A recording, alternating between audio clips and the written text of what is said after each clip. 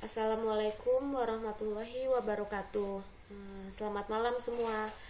Perkenalkan, saya Siti Soraya dari Pendidikan Luar Sekolah Fakultas Ilmu Pendidikan Universitas Negeri Jakarta. Di sini saya akan memaparkan materi tentang uh, mendorong inovasi dengan teknik 5D. Apa sih itu teknik 5D? 5D itu drum up, diagnose, design, deliver, and display. Untuk slide-slide berikutnya, saya akan menjelaskan gimana sih caranya mendorong inovasi itu dengan teknik tersebut. Disimak ya. Kalau ada yang ingin bertanya, nanti ditanya saja. Terima kasih. Nah, pertama, mengapa sih inovasi itu diibaratkan sebagai efek komedi putar? Kalian tahu nggak kenapa seperti itu? Jadi tuh berapa lama pun dan sejauh apapun ia berputar, posisi berhenti, turun tidak akan jauh dari posisi pas berangkat atau naik. Jadi makanya inovasi itu diibaratkan sebagai efek komedi putar. Nah, terus sekarang kalian ada yang masih nggak paham nggak kenapa sih gitu inovasi itu kok diiniin sama efek komedi putar, kenapa nggak yang lain aja gitu? Ada yang ingin bertanya nggak?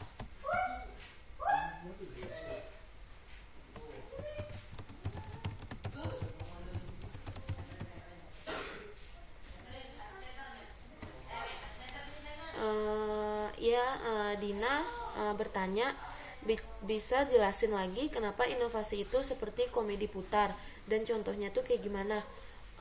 Jadi gini, apa namanya? Kan tadi saya bilang ya, kenapa efek komedi putar? Jadi berapa lama pun dan sejauh apapun ia berputar, posisi berhenti itu akan tetap sama, dia tuh sama posisi pas lagi berangkat. Jadi posisi turun sama posisi naik tuh ya sama di situ-situ aja gitu. Terus kalau misalkan kita lihat ya, di negeri kita ini kita ibaratkan ya, di negeri kita ini kalau diibaratkan itu bisa kita bandingkan indikator ini apa namanya, makro pada tahun 1998. Itu kan saat dimulainya reformasi total ya, pas tahun 1998. Nah, pada saat tahun 2015 itu tuh apa namanya, posisinya itu tuh udah 17 kali putaran. Jadi di saat tahun 1998 itu diibaratkan posisi naik. Nah, di tahun 2015 itu diibaratkan posisi turun. Jadi di saat posisi naik, posisi turun itu ada 17 kali putaran. Apa aja sih yang meliputi 17 kali putaran itu? Di sini kita bisa lihat 17 kali putaran itu maksudnya antara lain misalkan nilai tukar rupiah, terus nilai angka pengangguran, terus nilai angka kemiskinan, terus nilai apa namanya, pendapatan per kapita, terus indeks korupsinya di negeri ini, terus juga indeks daya saing di negeri ini tuh gimana. Jadi kita bisa ngeliat berbagai macam yang tadi saya sebutkan itu di antara tahun 1998 sampai tahun 2015. Makanya saya bilang kenapa inovasi itu disebut efek komedi putar, karena yaitu posisi naik posisi turun ya sama di situ-situ juga gitu. Jadi diibaratkannya seperti itu. Gimana Dina, udah paham belum?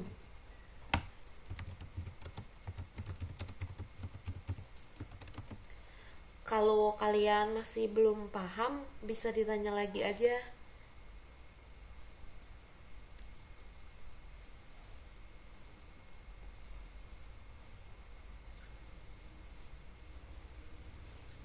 Oke, ya sama-sama kalau udah paham. Lanjut ya ke slide berikutnya. Nah, di slide berikutnya itu saya akan nanya nih ke kalian, gimana sih inovasi, bagaimana tuh berinovasi itu. Nanti di slide-slide selanjutnya saya akan ngejelaskan gimana sih caranya inovasi, terutama dengan cara teknik 5D itu yang tadi saya sebutkan. Langsung aja ya ke slide berikutnya. Nah, sebelumnya kalian tahu nggak, ada nggak sih ya faktor penentu kemajuan bangsa?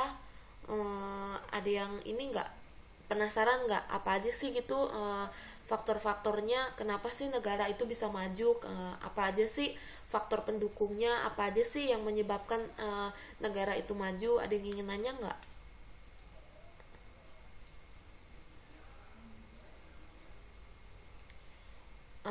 Oke, Fatima Azahra di sini nanya ya, apa aja faktor penentu kemajuan bangsa?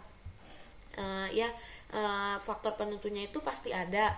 Di sini itu faktor penentunya itu antara lain ini, inovasi. Inovasi itu peran paling penting di faktor penentu kemajuan bangsa, karena kalau bangsa itu nggak punya sebuah inovasi, nggak mungkin bangsa itu bakalan maju. Pasti bangsa itu bakalan kalah dengan bangsa-bangsa lainnya, karena inovasi itu tuh berperan penting gitu. Inovasi terus sama kreativitas juga di sini sebagai faktor penentu. Jadi kalau bangsa itu nggak punya kreativitas, nggak punya kayak motivasi, dia itu nggak bakal bisa maju, dia bakal kalah sama bangsa-bangsa lainnya. Terus faktor berikutnya mungkin internet. Internet itu bisa jadi sebagai faktor penentu kemajuan bangsa.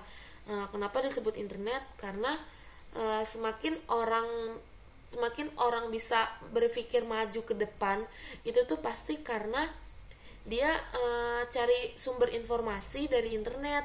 Kalau misalkan bangsa-bangsa kita itu orangnya pada gaptek gitu ya, nggak canggih, nggak pada tahu informasi-informasi apa yang sedang terjadi, dia mungkin bakal ketinggalan.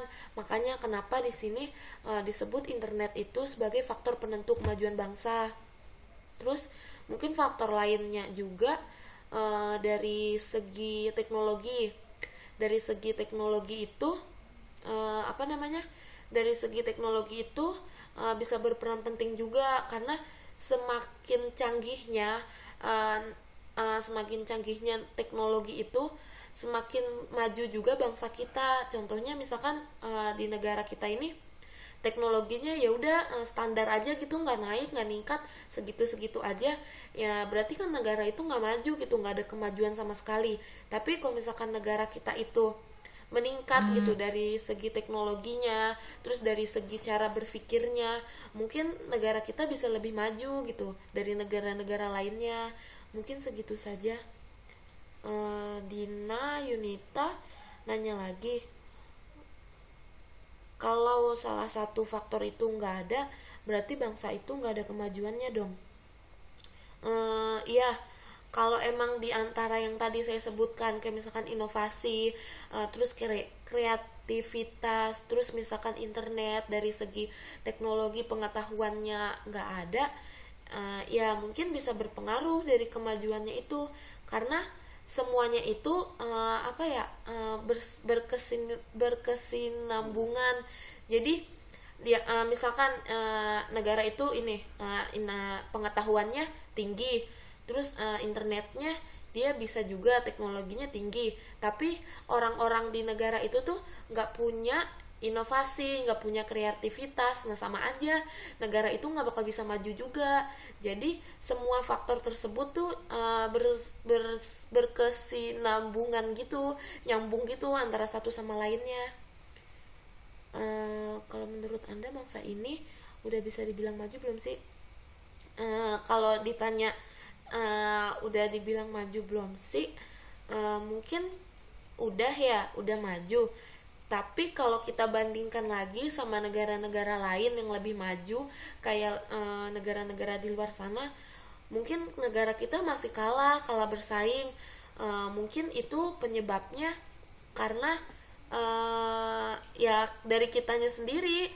Jadi kita sebagai penerus bangsa ini, harusnya kita harus bisa harus lebih bisa, harus lebih pinter buat nanti ke depannya, karena negara kita itu di tahun nanti, tahun 2000 sekian, tahun 2010 sekian, itu negara kita bakal kita yang pegang lah. Kalau kitanya masih kayak gini aja, kita bakal kalah saing sama negara-negara lain yang lebih maju di luar sana. Jadi mulai dari sekarang kitanya itu harus lebih lebih semangat, lebih semangat belajarnya, lebih semangat buat berinovasi, lebih semangat buat berkreativitas, buat lebih semangat ngasih motivasi ke semuanya gitu.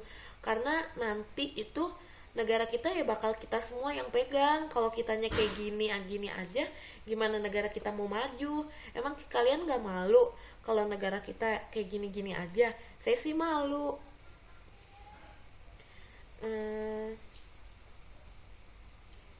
Ya kalau dari segi teknologi kita emang udah dibilang cukup oke ya, karena kita bisa lihat sendiri zaman sekarang aja anak SD, anak kecil itu tuh udah pada bisa gitu main HP, main laptop gitu. Sedangkan dulu di zamannya kita masih SD aja boro-boro main HP, boro-boro main laptop. Kita itu hanya kenal main kayak misalkan main petak umpet, main karet, main bekel, mainan tradisional. Sedangkan kalau anak-anak zaman sekarang mungkin nggak kayak kita dulu, mungkin dia malah lebih kenal ke gadget gitu. Anak kecil sekarang aja udah lebih jago main HP-nya dibandingkan kita.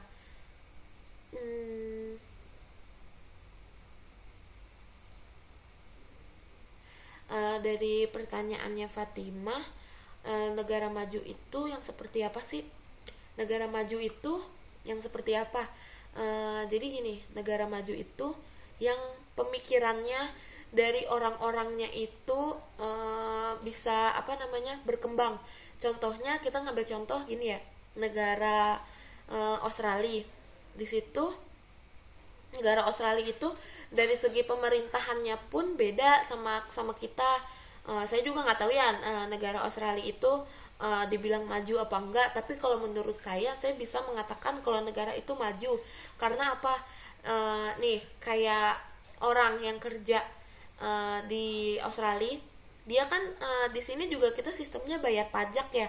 Nah kalau di Australia itu kita bayar pajak, kita ngeluarin pajak, tapi nanti ada pembagian hasilnya di per tahun itu. Pajak yang kita udah bayar itu tuh bakal balik lagi ke kita. Nah sedangkan kalau kita di sini pajak kita terus bayar setiap bulan, setiap ini dipotong pajak, tapi nggak ada perbalikannya kan. Maksudnya ya udah uangnya entah kemana gitu, langsung hilang aja. Dari segi pemerintahannya pun nggak memperbalikan gitu, sedikit aja uang pajak yang kita keluarin gitu. Sedangkan kalau di Australia itu mungkin iya nanti setiap tahunnya itu ada pembagiannya lagi. Terus kalau misalkan orang di sana itu misalkan dia izin tinggal, terus dia nganggur nih, nggak ada kerjaan, dia itu masih dapat uang penghasilan dari pemerintah, ada pembagian hasilnya loh. Terus sedangkan kita di sini yang pengangguran banyak tapi nggak ada penghasilan sama sekali, malah jadinya kayak ada pencopet, kayak ada rampok, terus ada kayak pencuri. Itu kenapa negara kita banyak kejadian kriminalitas kayak gitu?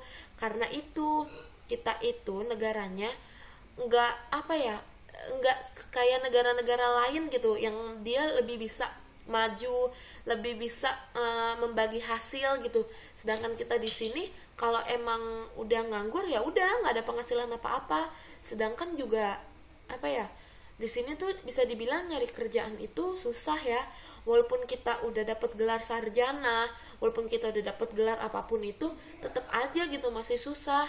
Mungkin karena segi lapangan kerjanya di sini yang agak sedikit, agak minim, jadinya ya kayak gitu.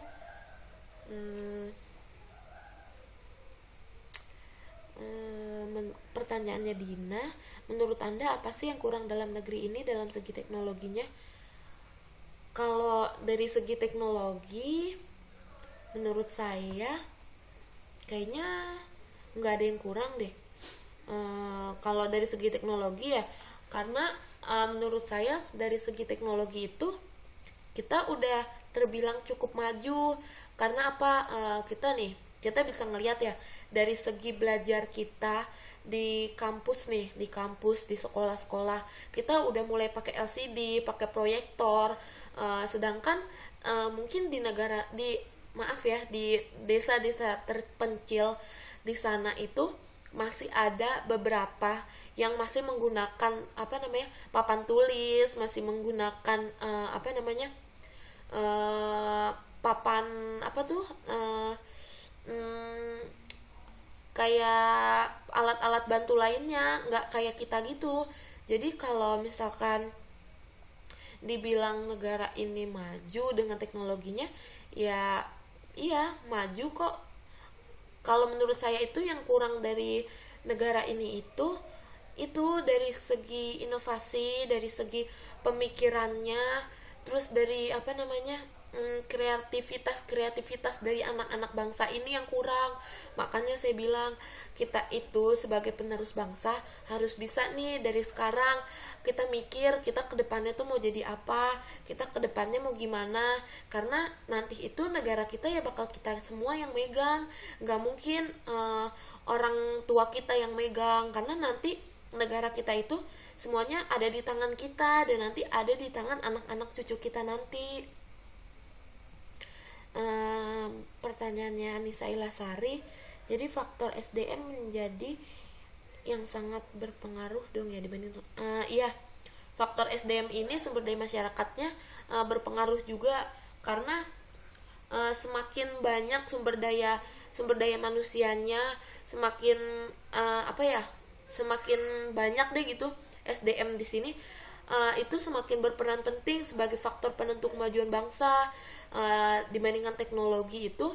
Jadi yang paling penting itu yaitu dari SDM-nya, kayak kreativitas, motivasi, terus kayak inovasinya, terus kayak segi pengetahuannya, itu lebih penting dibandingkan dari teknologinya. Pertanyaannya Dina, bisa minta salah satu contoh negara maju nggak? Dia bisa menjadi negara maju dari segi apa? SDM, teknologi, atau dari segi apa? Iya, tadi kan saya udah bilang ya, contohnya itu kalau misalkan negara maju itu tergantung, ada yang dia dari segi SDM-nya, ada yang dari segi teknologinya, atau juga ada yang dari segi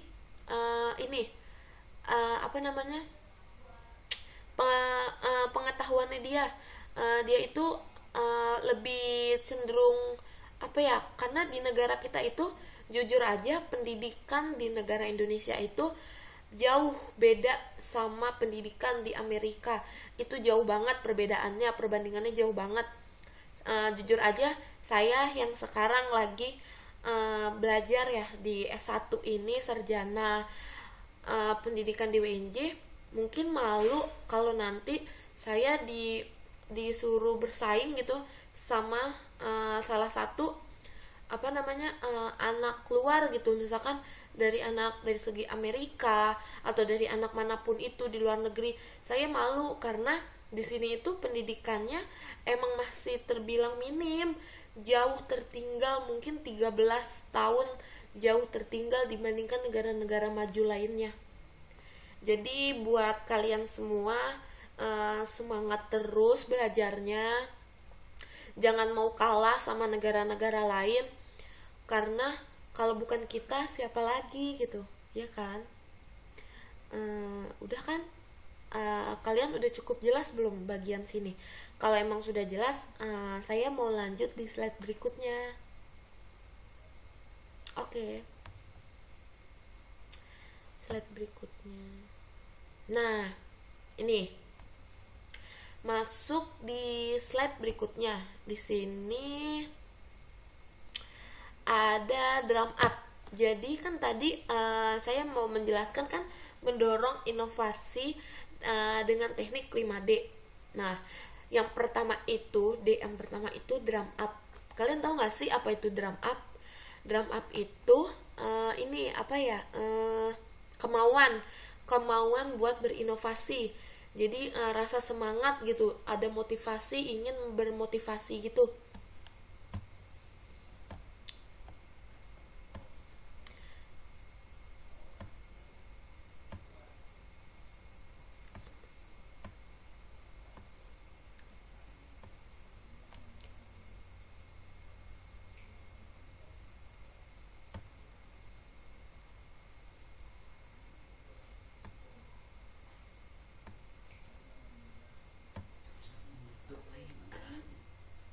Clock out anjir.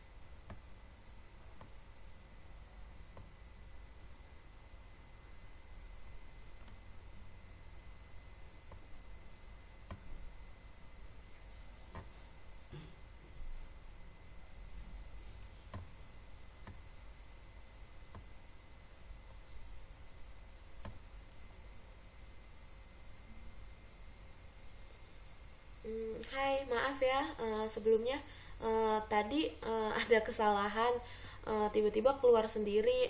Dilanjut aja ya. Tadi sampai mana ya? Hmm, oh iya, drum up ya. Itu drum up itu tadi kan saya bilang kemauan untuk berinovasi.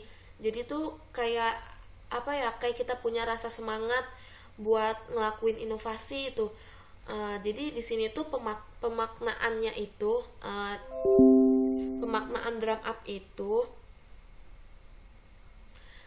terhadap hidup kita, terhadap jabatan dan sumber daya yang kita miliki.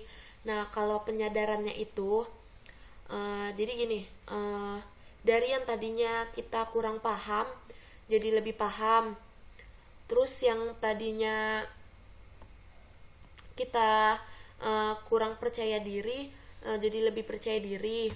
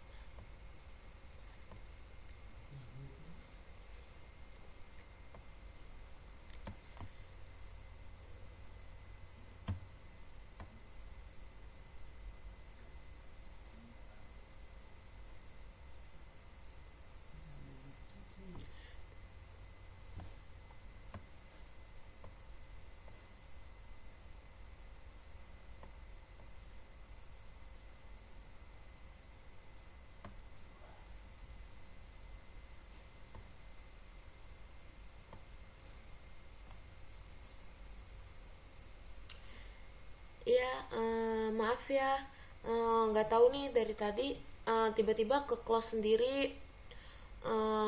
Dilanjut aja ya.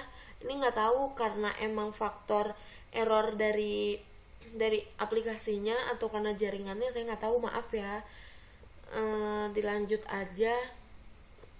Tadi sampai penyadaran ya. Penyadaran. Nah, di sini penyadarannya itu jadi gini, dari drum up itu, dari kita, misalkan kita yang tadinya kurang paham jadi lebih paham.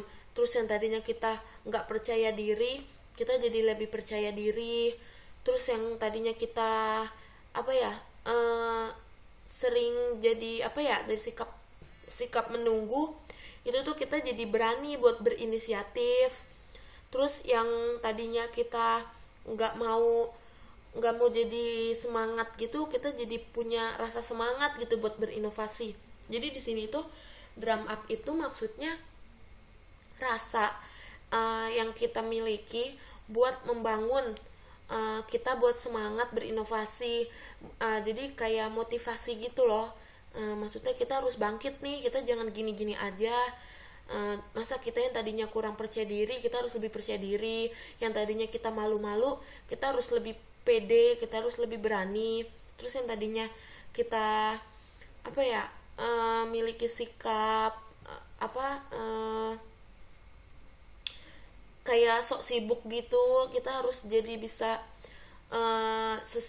harus sesuai kebiasaan kita gitu, jangan terlalu sibuk banget sama urusan kita. Pokoknya kita ngubah yang jadi lebih baik deh.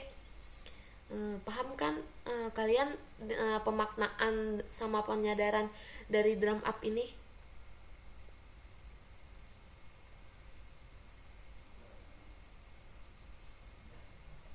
Oke, kalau paham, kita lanjut ya ke slide berikutnya.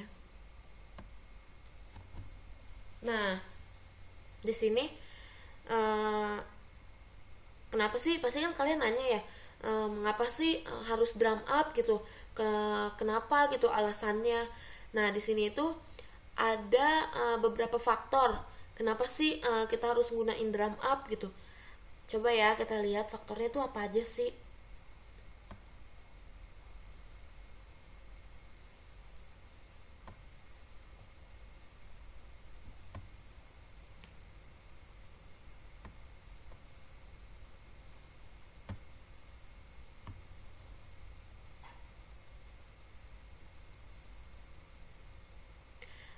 Maaf ya, ini tampilan PowerPoint-nya ada yang sedikit hilang. Sebenarnya ini tuh ada lanjutannya. Yaudah deh, saya aja yang bacain ya. Jadi kenapa sih harus drum up? Jadi di sini tuh ada 3 faktor ya. Kenapa harus drum up? Pertama itu dari segi olahraga, kita bisa lihat dari segi olahraga. Dari segi olahraga itu drum up itu artinya ini menyemangati, mengatur speed and rhythm, terus menjaga kekompakan. Nah, kalau dari segi segi musik, drum up itu ada di segi musik itu maksudnya itu ini perpindahan dari mode refrain, terus dia itu memberi tenaga sama memberi warna kalau dari segi musik. Nah, kalau drum up dari segi agama itu ini sebagai tanda pengingat, terus sebagai buat kita mengundang untuk melakukan sesuatu hal secara berjamaah. Jadi misalkan gini, kalau dari segi agama suka kita kayak mau sholat gitu ya, kan sebelum sholat kita dengar suara azan. Nah, azan itu termasuk di drum up, karena kalau kita dengar azan itu pasti kita punya rasa semangat, punya rasa ingin melakukan suatu hal yang harus kita lakukan gitu, kayak suatu pengingat gitu, pengingat kita buat melakukan sholat gitu. Paham nggak kalian dari segi drum up ini?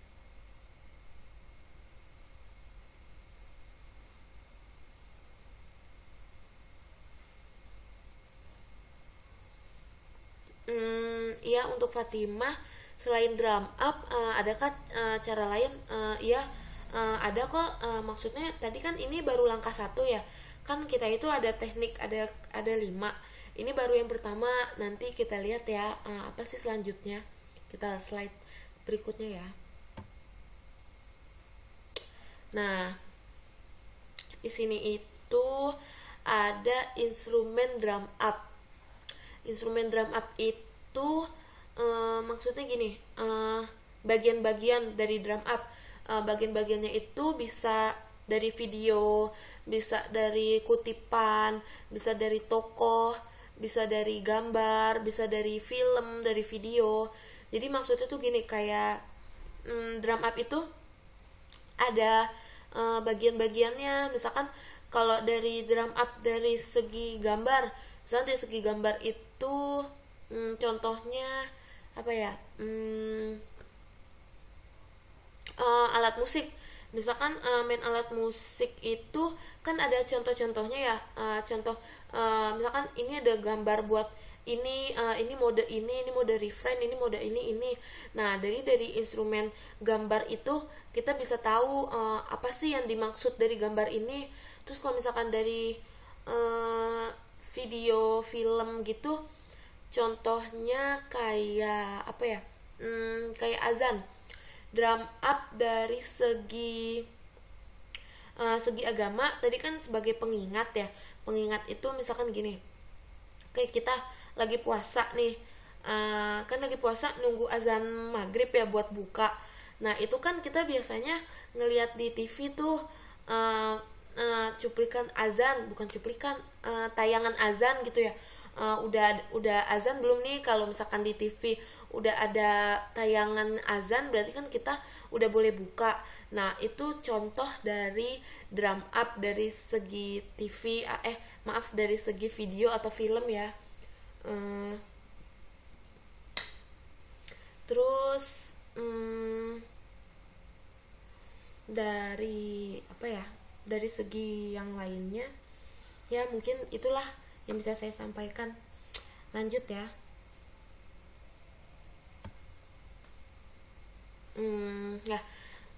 Selanjutnya langkah kedua itu diagnos. Apa sih diagnos itu? Diagnos itu jadinya kan kalau tadi drum up itu rasa kemauan buat berinovasi.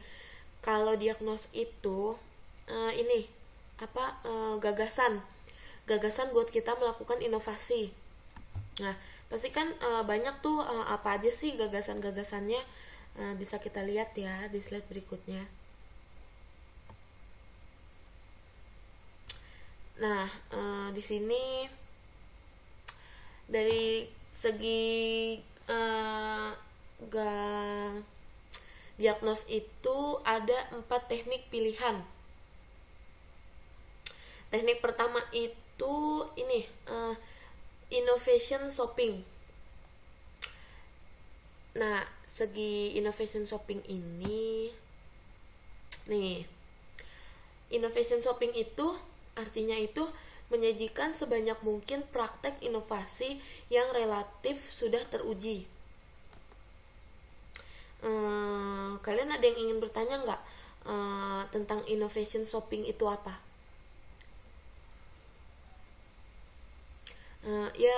Maaf ya kalau penjelasannya terlalu cepat, soalnya ini slide yang tadi sebelumnya itu ada yang hilang bagian bacaannya, jadi saya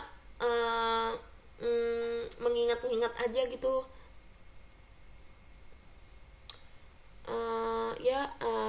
Anissa Ilasari, ada contoh nggak tentang innovation shopping? Pasti ada contohnya. Innovation shopping itu kan tadi di sini disebutin ya, innovation shopping itu apa? Innovation shopping itu kan menyajikan sebanyak mungkin praktek inovasi yang relatif sudah teruji. Contohnya itu ini yang udah teruji ya dari berbagai macam sumber. Saya pernah baca di berbagai macam sumber. Contohnya itu ini top 99 inovasi pelayanan. Terus yang kedua kontes inovasi solusi. Yang ketiga itu direktori inovasi administrasi negara. Yang keempat itu proyek perubahan Diklatpim, dan yang terakhir itu UNPSA.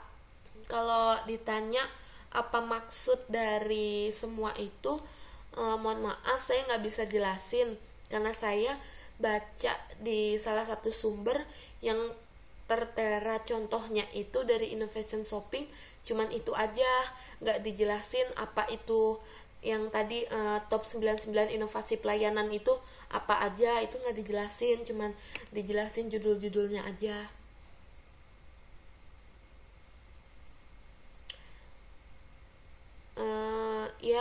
Untuk Dina Yunita, inovasi seperti apa sih yang sudah teruji? Itu yang tadi saya sudah sebutkan ya tadi, beberapa macam inovasi yang sudah teruji yang tadi saya sebutkan. Cuman kalau disuruh jelasin apa aja sih, maksudnya sedetail mungkin gitu saya jelasin. Saya mohon maaf nggak bisa, karena saya nggak tahu. Saya cuma tadi tahunya saya baca cuman contoh-contohnya aja, nggak dijelasin apa itu kelanjutan sedetail mungkinnya. Saya nggak tahu, maaf ya. Nanti mungkin saya bisa baca sumber lain, nanti saya bisa publish ke kalian semua lagi ya. Untuk Fatimah Zahra, bagaimana bisa dibilang teruji? Ya di sini kenapa dibilang teruji? Mungkin dari apa ya? Inovasi itu tuh udah dilakukan pengujiannya itu mungkin orang-orang tertentu yang melakukan pengujiannya, maksudnya orang-orang tertentu itu yang misalkan yang tadi ada top 99 inovasi, mungkin itu ada tokoh utamanya, ada tokoh pendirinya gitu ya yang mendirikan inovasi itu. Nah tokoh itu dia melakukan pengujian ini nih ke berbagai orang atau ke berbagai sumber gitu. Jadi mungkin inovasi itu bisa dibilang teruji. Mungkin terujinya itu yaitu berbagai macam praktek yang udah ia lakukan, yang udah ia coba, dan itu hasilnya sama gitu. Mungkin itu yang menurut saya. Untuk Anissa Ilasari, pertanyaannya innovation shopping tadi maksudnya gimana ya? Jadi gimana ya, innovation shopping itu kan di sini penjelasannya cuman apa ya, jadi inovasi yang udah teruji gitu, inovasinya relatif gitu, benar-benar ada dan benar-benar teruji. Jadi sebanyak mungkin inovasi itu dilakukan praktek, dilakukan uji coba, dan itu tuh hasil inovasi itu tuh tetap sama gitu. Jadi dibilang inovasi itu ya ini innovation shopping, udah teruji berulang kali, udah teruji berapa kali, tetap hasilnya sama, itu juga. Mungkin menurut saya itu. Tapi maaf kalau saya kurang jelas ngejelasinnya ya, karena saya juga masih belajar, belum begitu paham.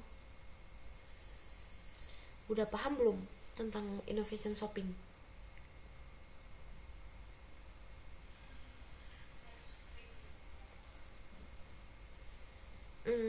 Kalau udah lanjut, oke, lanjut ke berikutnya ya.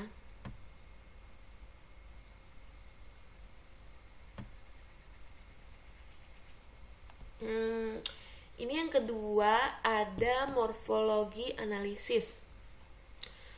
Apa sih morfologi analisis? Tujuannya apa gitu ya diadain morfologi analisis?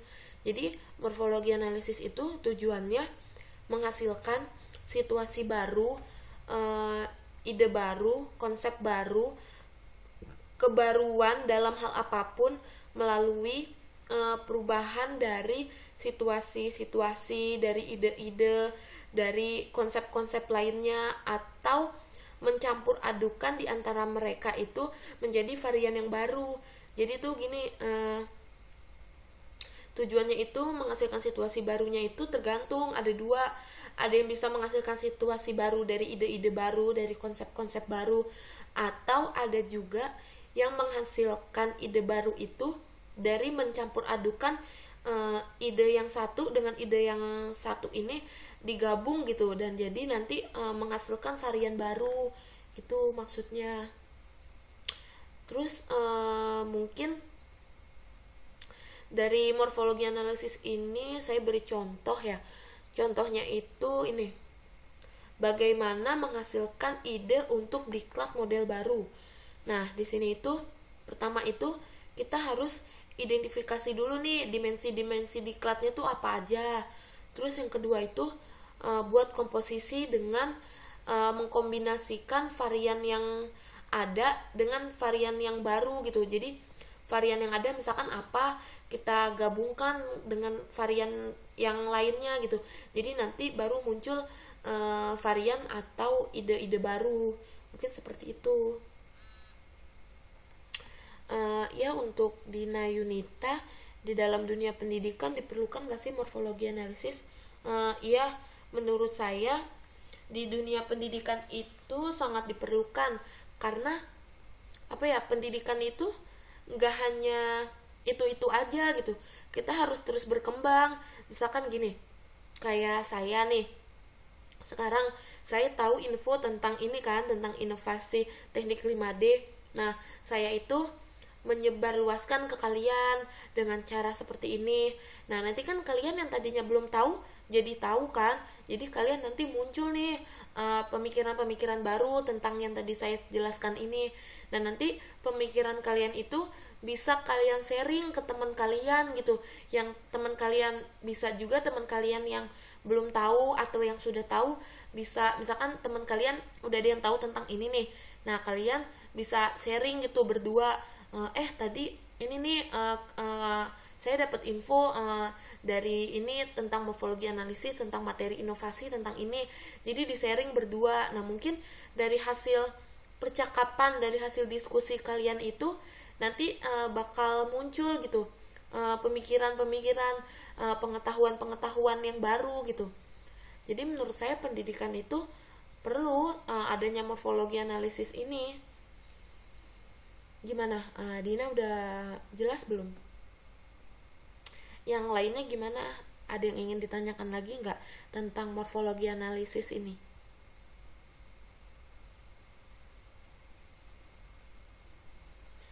Ya, jadi sangat penting adanya morfologi analisis ini.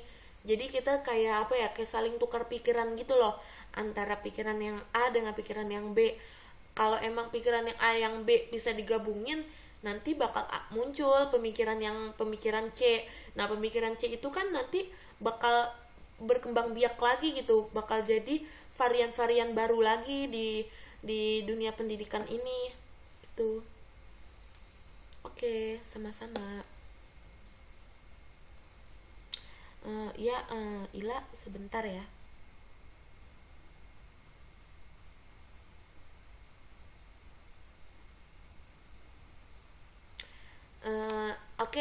Dilanjut aja ya ke slide berikutnya. Nah, di sini itu kan tadi kita udah bahas ya apa sih morfologi analisis. Nah, sekarang itu gini. Jadi morfologi analisis itu banyak bagiannya, dibagi ada 6 bagian. Bagian pertama itu ada dimensi tempat. Nah, dimensi tempat ini itu antara lain ini apa ya, yang termasuk dimensi tempat itu ini kayak kelas, rumah, kantor, alam terbuka, wilayah konflik, puncak gunung, kantong kemiskinan. Pokoknya bagian-bagian dari tempat itu termasuk ke dimensi tempat. Nah, kalau dimensi waktu itu bagian-bagiannya gini, kayak pagi, siang, sore, malam.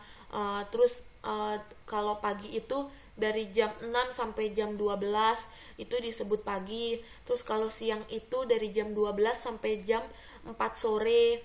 Terus kayak sore itu dari jam 4 sampai jam 6 sore. Kalau malam itu dari jam 6 sampai jam 12 malam.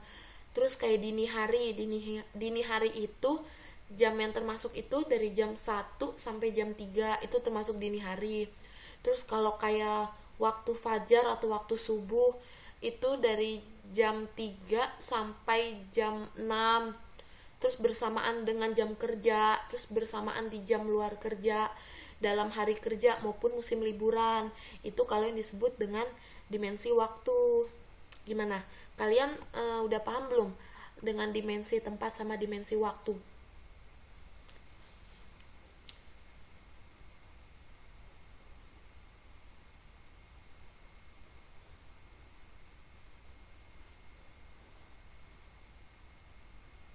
Oke lah, lanjut ya.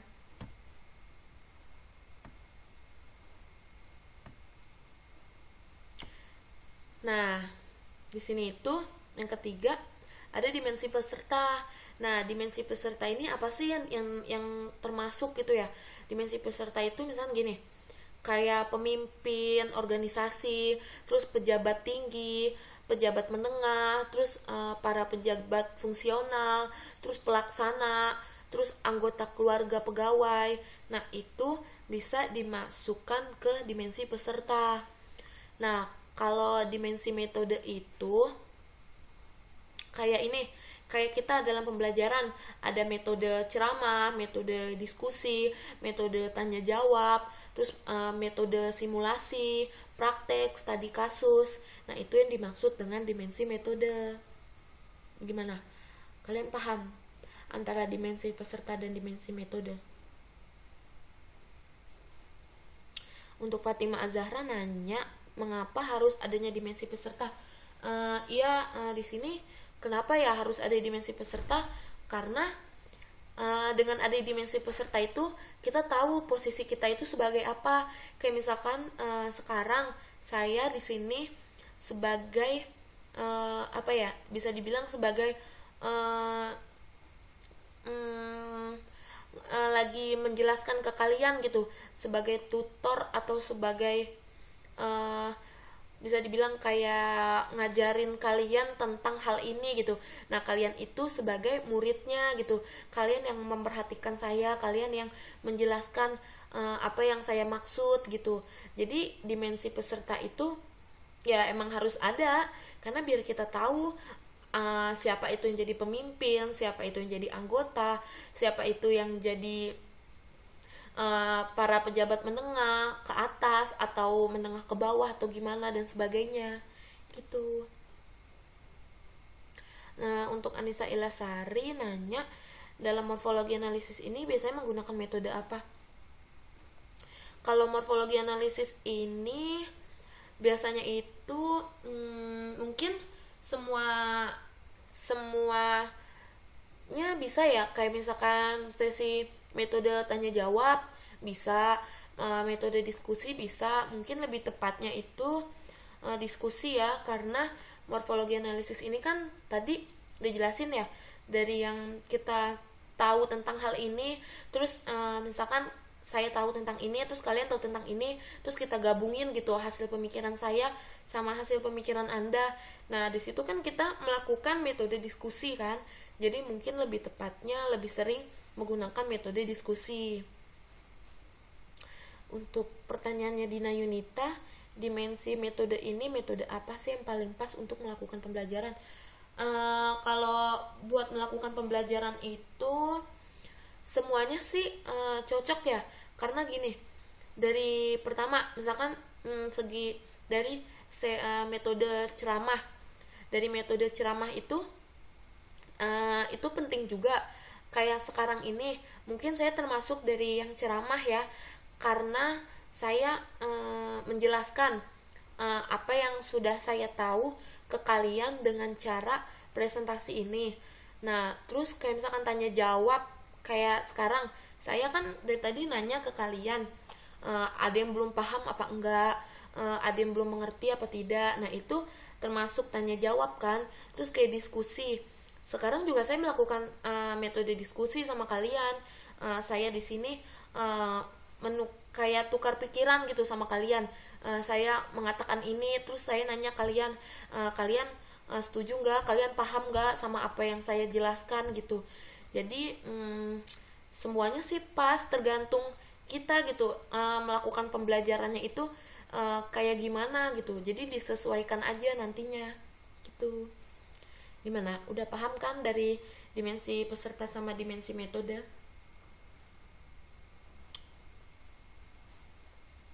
Lanjut ya.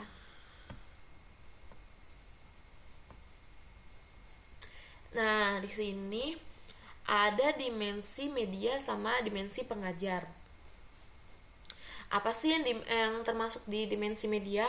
Dimensi media itu maksudnya ini, kayak kita ngelakuin kayak sekarang kayak pembelajaran kan, ada medianya itu ada yang dari PowerPoint, kayak sekarang presentasi, terus ada yang melalui film pendek, ada yang dari musik, ada yang dari papan tulis atau dari alat peraga.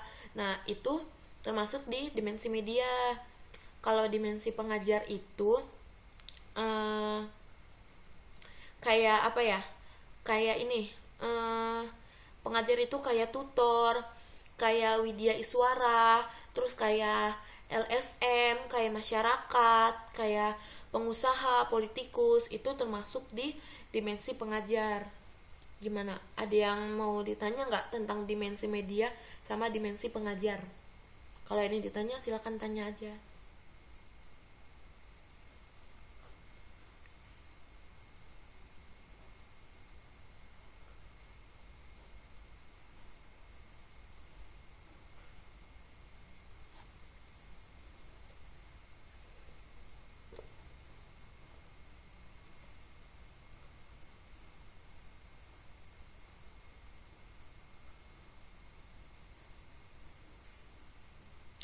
Eh, sudah pada paham?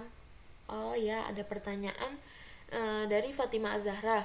Dimensi pengajar itu yang seperti apa? Dominannya masih kurang paham. Eh, jadi dimensi pengajar ini gini, kan pengajar itu ada bagian-bagiannya ya.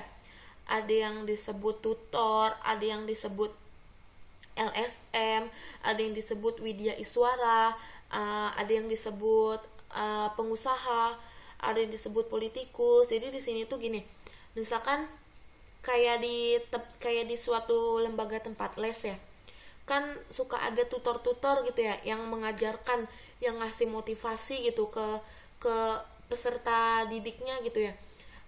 Terus kayak misalkan lagi di apa ya, kayak di perusahaan-perusahaan, mungkin kalau di perusahaan-perusahaan itu pengajarnya itu bisa disebut sebagai pengusaha. Maksudnya kenapa bisa disebut pengusaha? Mungkin kan di perusahaan itu biasanya ada jabatan-jabatannya ya, kayak misalkan ada jabatan kayak pemimpin kayak gitu-gitunya. Nah itu kan pasti ada pengajarnya juga ya. Pengajarnya juga itu mungkin disebut pengusaha, karena seorang pengusaha itu lebih berpengalaman, lebih banyak pengetahuannya dibandingkan dengan anak-anak buahnya gitu. Jadi disebut sebagai pengajar gitu. Gimana Fatima Azahra? Masih belum paham ya?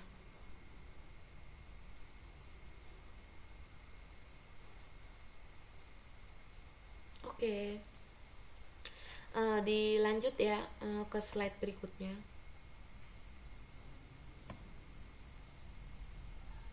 Nah, sekarang itu kita ngebahas ada 8 model template inovasi. Apa aja sih ke-8 model template inovasi itu? Yang pertama itu ada ini inversi. Inversi itu artinya pembalikan. Maksudnya itu apa ya? Kayak gini. Kayak masyarakat mendatangi instansi pemerintahan untuk mendapatkan layanan. Nah, inovasi yang didapat itu kan aparat mendatangi masyarakat. Jadi kayak pembalikan gitu loh. Di saat kita minta sesuatu hal, nanti akan ada lagi pembalikannya gitu yang akan kita dapat feedbacknya gitu maksudnya. Terus yang kedua itu ada integrasi. Integrasi itu maksudnya gini, pelayanan dilakukan di tempat yang berbeda dan prosedur yang berbeda. Nah, layanan yang terpadu itu misalkan gini, kayak tempat, jenis, prosedur. Jadi maksudnya integrasi itu pelayanan yang dilakukan di tempat yang berbeda dan prosedur yang berbeda. Jadi prosedur sama tempatnya itu nggak sama. Kalau yang ketiga itu, model ketiga itu ada ekstensi. Ekstensi itu layanan hanya diberikan pada jam kerja.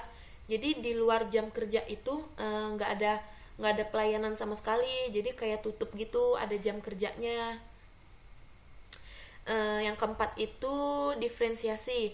Diferensiasi kan kalian tahu sendiri kan apa artinya? Itu kan kayak pembedaan gitu ya. Jadi di sini itu maksudnya perlakuan yang sama untuk jenis layanan yang berbeda dan pelangganan yang berbeda. Jadi gini, kita ngelakuin hal yang sama tapi tuh layanannya berbeda. Jadi misalnya gini, kayak misalkan ada 2 orang yang mengajukan permohonan gitu ya ke kita, ke saya. Nah tapi saya itu harus memperlakukan mereka itu harus sama, nggak boleh dibeda-bedain gitu, nggak boleh ada perbedaan sama sekali. Kayak misalkan kita ini deh, berteman itu kan gak hanya kita mandang yang sama aja ya, misalkan eh, saya ini nih agamanya Islam, saya nggak mau temenan sama yang agamanya non Islam, kan nggak kayak gitu ya. Kita tuh berteman sama gitu, nggak boleh dibeda-bedain. Jadi maksudnya itu sama aja. Terus yang kelima itu, model yang kelima itu ada model adisi atau penambahan. Maksudnya itu ini instansi memberi layanan perizinan. Jadi misalkan kita melakukan permohonan ke suatu instansi.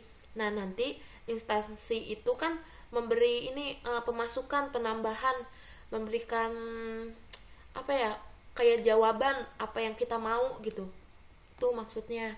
Terus yang keenam itu ada subtraksi. Subtraksi itu pengurangan. Maksudnya itu layanan tertentu tidak menghasilkan manfaat.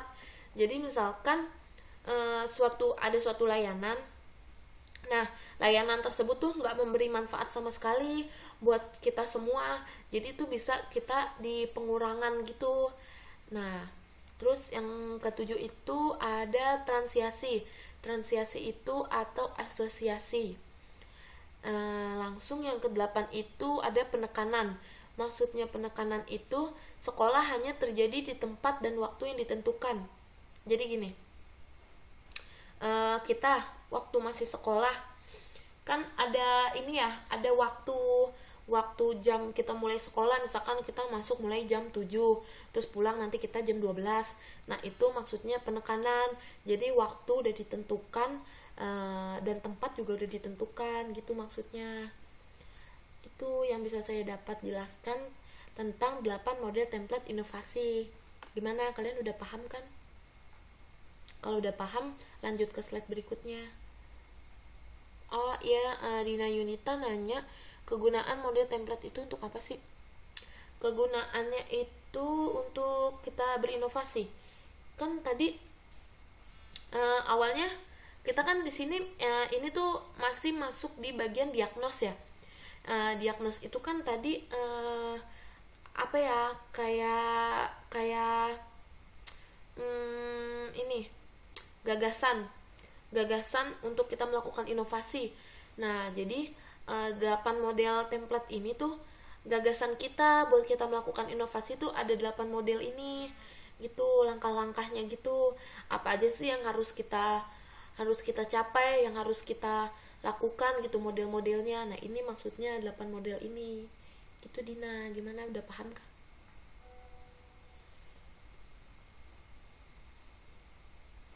Oke. Lanjut ya ke slide berikutnya.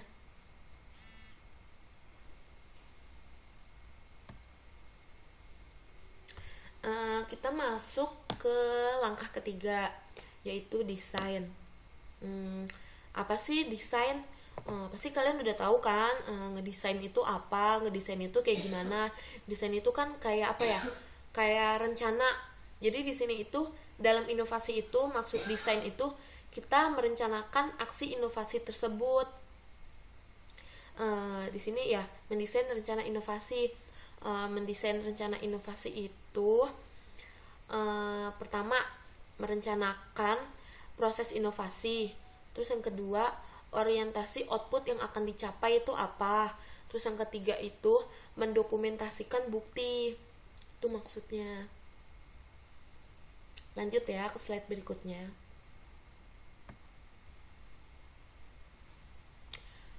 Ya, untuk Fatimah Az-Zahra yang saya tahu sih cuman itu 3 tadi ya.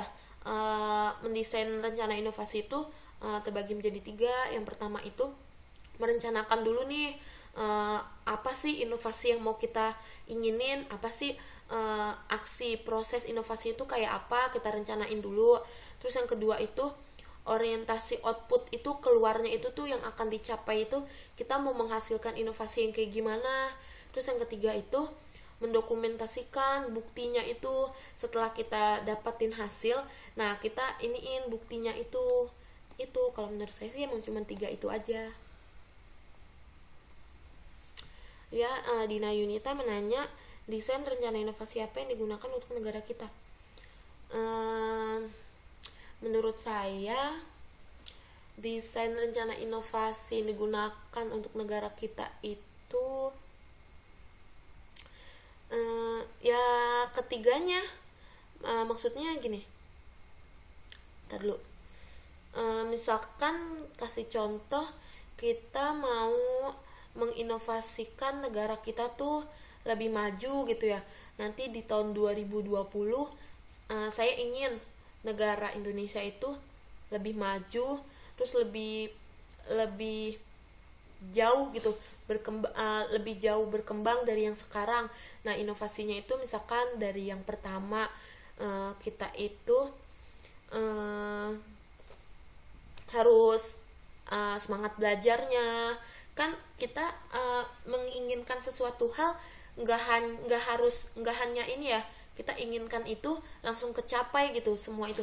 Enggak, kita itu perlu proses. Nah, prosesnya itu ya kita harus belajar, kita harus melatih diri kita ini supaya lebih bisa gitu nanti kedepannya seperti apa gitu sih menurut aku. Gimana, Dina?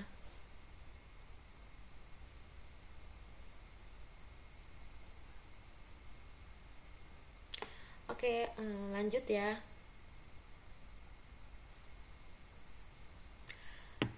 Ini langsung masuk yang ke langkah keempat. Ada deliver. Apa sih deliver? Deliver itu ini hasil atau bukti dari inovasi. Kan tadi langkah ketiga itu ini ya, desain itu kan kita merencanakan. Nah, di langkah keempat ini kita udah tahu nih hasilnya apa sih yang kita rencanakan tadi. Ada hasilnya nggak sih gitu maksudnya. Coba ya kita lanjut slide berikutnya. Nah, dari hasil tersebut ada 3 faktor kunci keberhasilannya. Apa aja sih tiga faktor itu? 3 faktor kunci keberhasilannya itu apa ya? Kalian ada yang tahu nggak? Atau ingin saya jelaskan lagi?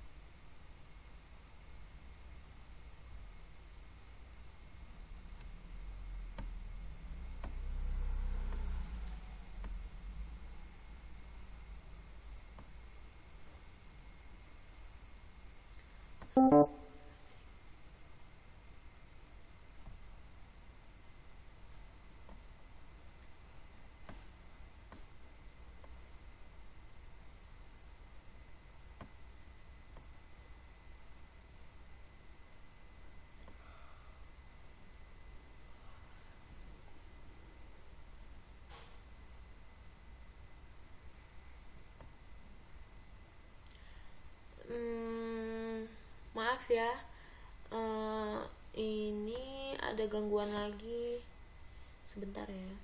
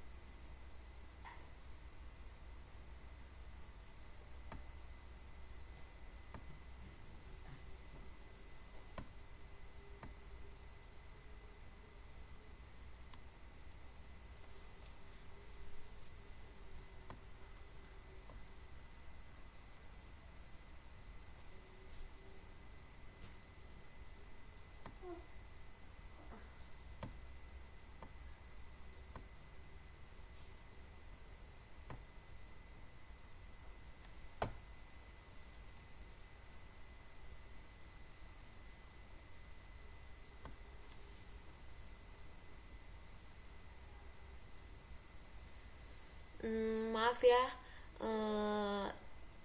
ini error lagi. Nggak tahu kenapa dari tadi error terus. Ini juga maaf, gambarnya nggak muncul. Yaudah ya, pakai suara aja ya, nggak apa-apa.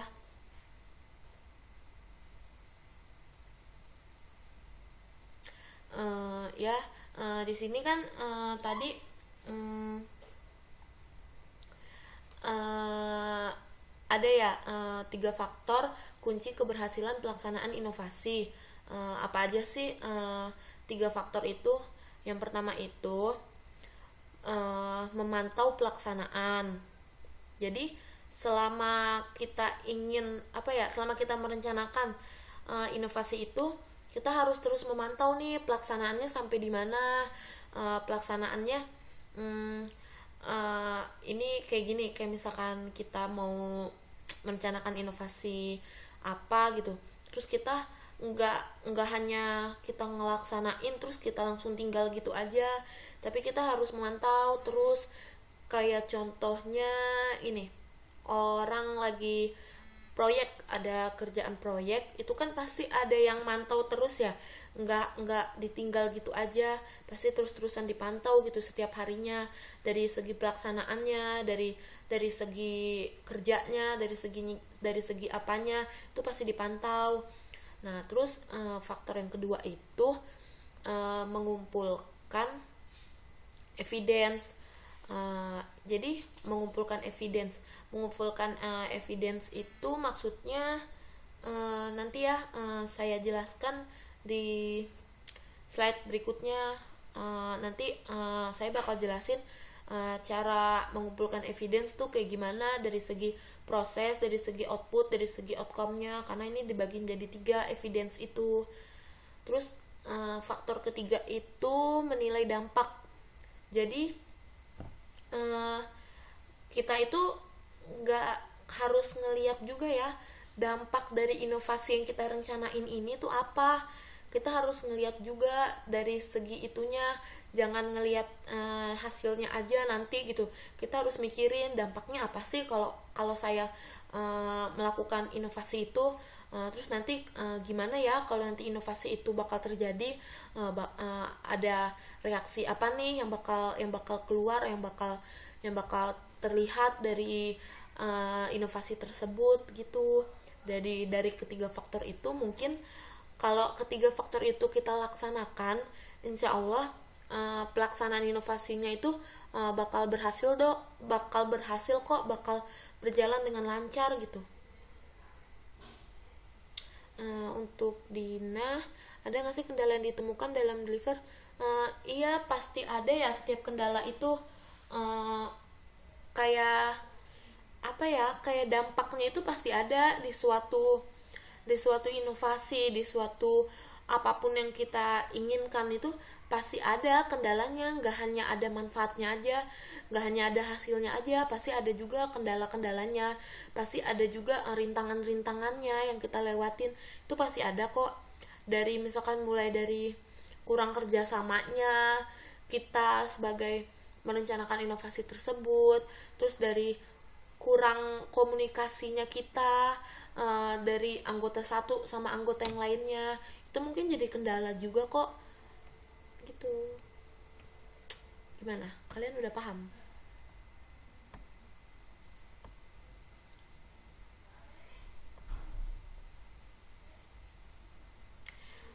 Oke, lanjut ya ke slide berikutnya. Nah, ini yang tadi saya bilang. Di slide ini saya akan menjelaskan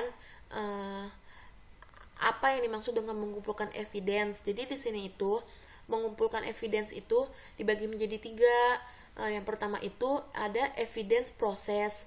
Maksudnya evidence process itu jadi gini, aktivitas apa sih yang dilakukan, terus ada nggak sih aktor yang terlibat dari proses ini, terus sumber daya apa sih yang digunakan dari proses ini gitu. Maksudnya evidence process itu maksudnya terus seperti itu.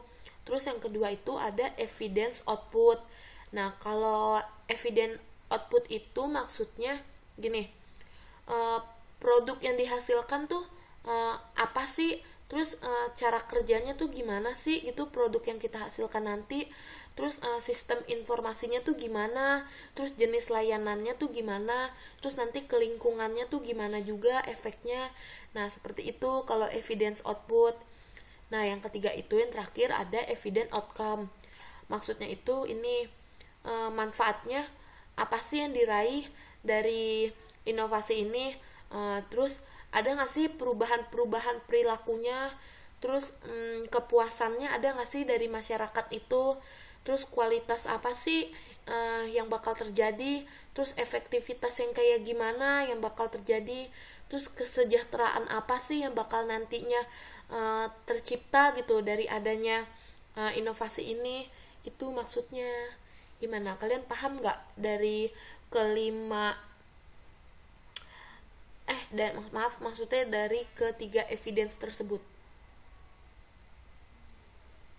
Oke, kalau paham lanjut ya ke slide berikutnya.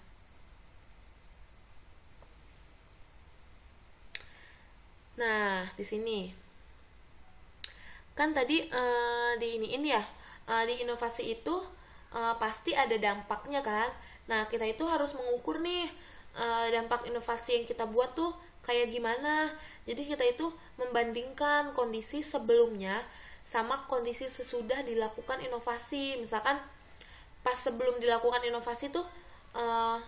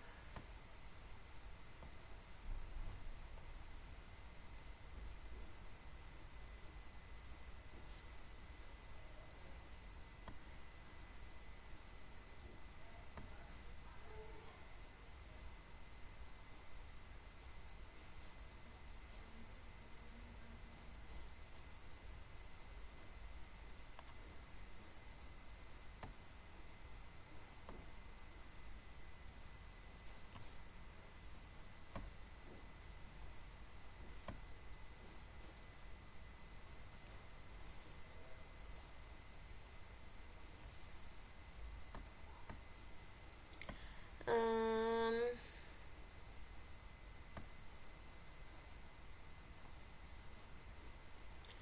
maaf ya, tadi biasa maaf sinyalnya mungkin hilang atau error dari aplikasinya, saya kurang tahu, maaf ya. Ya dilanjut aja. Ini tuh maksudnya mengukur dampak inovasi itu kita itu membandingkan dari kondisi sebelum kita melakukan inovasi sama kondisi sesudah kita melakukan inovasi. Ada nggak sih perubahannya gitu, ada nggak sih perbedaannya dari kondisi sebelumnya sama kondisi sesudahnya, seperti itu maksudnya. Jadi kita lihat before afternya itu kayak gimana. Terus di sini juga ada manfaatnya ya, manfaat dari setelah adanya inovasi. Di sini itu manfaatnya itu ada 3. Pertama itu ada data persepsi, kedua data sekunder, ketiga ada data time series. Nah, data persepsi ini maksudnya itu ini kayak testimoni, kayak wawancara, kayak survei. Jadi setelah kita melakukan inovasi nih, kita melakukan sebaiknya tuh kita melakukan wawancara gitu ke semua orang. Ada nggak sih maksudnya perubahannya gitu. Kita melakukan survei, kita melakukan tanya jawab, kita melakukan testimoni, perubahan dari yang sesudah dari yang sebelum sama yang sesudahnya gitu. Terus yang kedua itu kan ada data sekunder. Data sekunder itu maksudnya itu dari jumlahnya sama dari persentasinya. Persentasinya maksudnya ini dari yang tadi keadaan sebelum inovasi sama sesudah inovasi itu presentasinya tuh segimana, pasti kan ada perubahannya kan. Yang ketiga itu ada data time series. Time series ini melihat capaian atas kurun waktu tertentu selama periode pengamatan. Jadi kita itu ngelihat nih pencapaiannya sampai di mana gitu, sampai nanti pas inovasi itu berhasil gitu, dari kurun waktu kesekian, dari kurun waktu ini ke kurun waktu yang selanjutnya tuh gimana gitu maksudnya. Lanjut aja ya ke slide berikutnya. Nah ini langkah terakhir, langkah kelima itu display. Display itu maksudnya apa ya, ini kita ngelihat hasil dari inovasi kita, kayak ngepromosiin juga inovasi yang kita udah hasilkan, itu tuh dipromosiin ke semuanya gitu. Itu maksudnya display.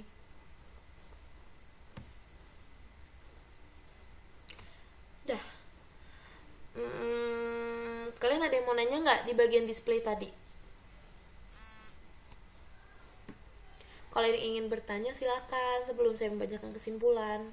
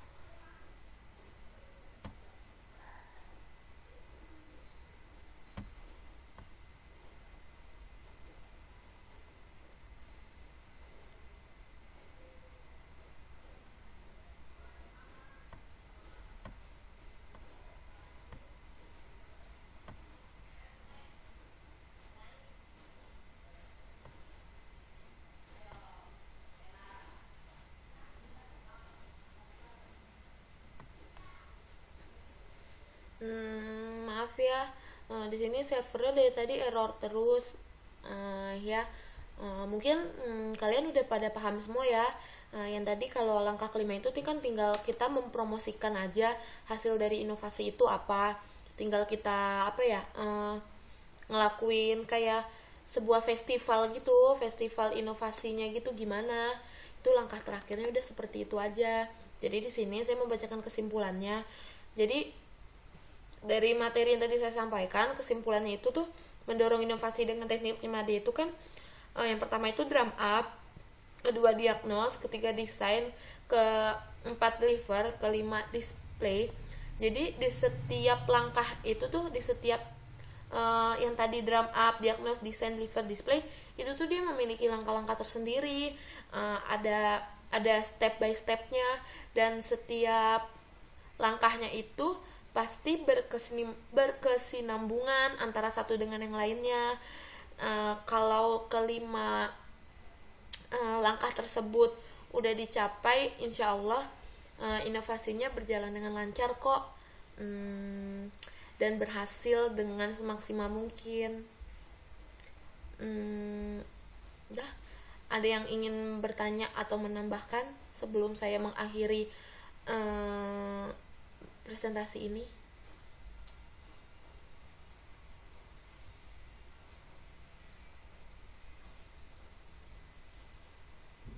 Oke, kalau kalian udah cukup paham semuanya, terima kasih udah udah nyimak, udah nyaksiin, udah nonton saya. Mudah-mudahan yang saya berikan ini dapat bermanfaat bagi kalian semua dan bagi kalian yang mendengarkannya. Semoga kalian terus semangat belajarnya. Ingat pesan saya tadi, kalau bukan kita yang bakalan bakalan nerusin itu, siapa lagi? Jadi mulai sekarang kita harus terus semangat, kita harus mikir nih kita ke depannya mau kayak gimana, mau seperti apa, supaya negara kita nanti bakal maju dan bakal nggak ketinggalan sama negara-negara lainnya. Oke. Maaf ya kalau dari tadi di video ini banyak terjadi error atau sayanya ngilang atau gimana, karena dari jaringannya juga. Maaf ya, kurang lebihnya mohon maaf. Wassalamualaikum warahmatullahi wabarakatuh.